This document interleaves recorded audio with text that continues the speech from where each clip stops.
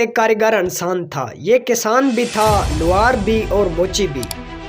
جوانی میں یہ مختلف سینیٹروں کے گھروں میں جاتا تھا اور ان کے خاندان کے جوتے سیتا تھا۔ 1861 میں ابراہیم لنکن امریکہ کا صدر بن گیا۔ اس وقت امریکی سینٹ میں جاگیرداروں، تاجروں، صنعت کاروں اور مایہ کاروں کا قبضہ تھا۔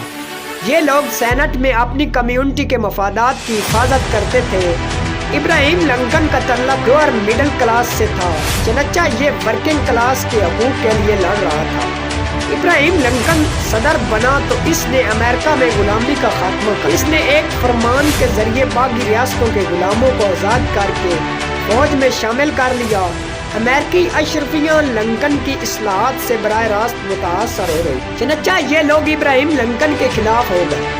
یہ ابراہیم لنکن کی شہرت کو بھی نقصان پہنچاتے تھے اور اس کی کردار کشی کا بھی کوئی موقع ضائع نہیں کرتے تھے۔ یہ لوگ سینٹ کے اجلاس میں عموماً ابراہیم لنکن کا مذاق اڑاتے تھے، لیکن لنکن کبھی اس مذاق پر دکھی نہیں ہوا۔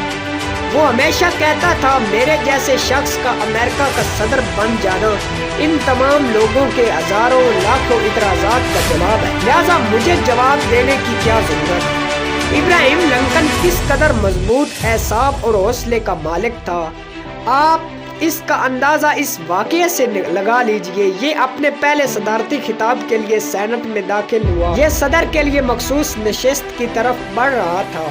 اچانک ایک سینیٹر اپنی نشست سے اٹھا اور ابراہیم لنکن سے مخاطب ہو کر بولا، لنکن صدر بننے کے بعد یہ مت بھولنا تمہارا والد میرے خاندان کے جوتے سیتا۔ یہ فکرہ سن کر پورے سینٹ نے کہکا لگایا۔ وہ طنز تھا جو دنیا میں بڑے بڑوں کو جڑوں سے ہلا کر رکھ دیتا۔ ہم سب اپنے ماضی سے گھبراتے ہیں، ہم اسے ہمیشہ اپنی اور دوسروں کی نظروں سے چھپا کر رکھتے ہیں۔ قصہ مختصر ابراہیم لنکن کی طرف آتے ہیں۔ ابراہیم لنکن نے کہکا لگایا اور اس سینیٹر کو مخاطب ہو کر کہا، آپ کے والد کے جوتے سیتا تھا، لیکن آپ نے کبھی سوچا امریکہ میں ہزاروں موچی تھے مگر آپ کے بزرگ ہمیشہ میرے والد سے جوتے بنواتے تھے؟ کیوں؟ اس لیے کہ پورے امریکہ میں کوئی موچی میرے والد سے اچھا جوتا نہیں بنا سکتا تھا۔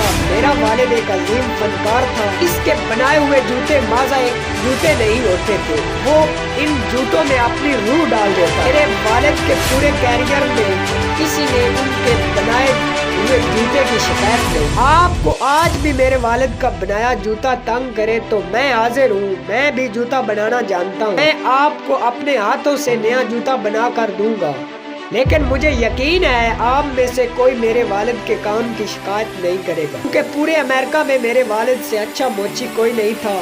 وہ ایک عظیم فنکار، ایک جینیس اور ایک عظیم کاریگر تھا اور مجھے اس عظیم موچی کا بیٹا ہونے پر فخر ہے۔